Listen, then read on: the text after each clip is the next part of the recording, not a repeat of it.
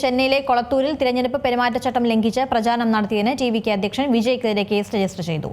തിരഞ്ഞെടുപ്പ് അധികാരികൾ നൽകിയ നിയമങ്ങൾ ലംഘിച്ചതിന് വിജയ്ക്കെതിരെ ലഭിച്ച പരാതിയെ തുടർന്നാണ് നടപടി. ചെന്നൈയിലെ കൊളത്തൂരിൽ തെരഞ്ഞെടുപ്പ് പെരുമാറ്റച്ചട്ടം ലംഘിച്ച് പ്രചാരണം നടത്തിയതിന് ടിവികെ അധ്യക്ഷൻ വിജയ്ക്കെതിരെ case. Status monitoring committee officer Kumar നൽകിയ പരാതിയുടെ അടിസ്ഥാനത്തിൽ പെരവല്ലൂർ പോലീസ് സ്റ്റേഷനിൽ 5 വകുപ്പുകൾ പ്രകാരം വിജയ്ക്കെതിരെ കേസ് രജിസ്റ്റർ ചെയ്തു.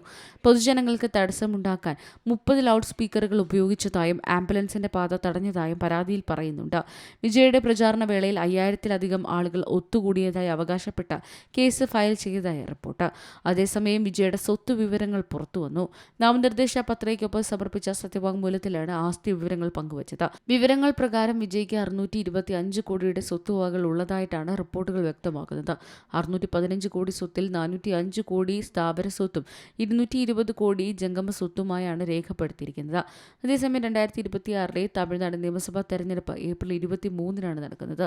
വോട്ടെണ്ണലും ഫലപ്രഖ്യാപനം മെയ് 4-ന്. 5.73 കോടി വോട്ടർമാരാണ് തമിഴ്നാട്ടിലുള്ളത്.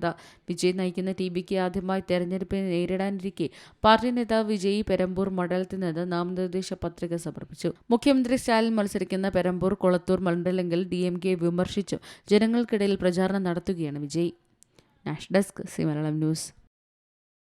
ഏറ്റവും പുതിയ വാർത്തകളും വിശേഷങ്ങളും വിരൽത്തുമ്പിലറിയാൻ മലയാളം ന്യൂസ് എല്ലാ ഡിജിറ്റൽ പ്ലാറ്റ്ഫോമുകളിലും ലഭ്യം.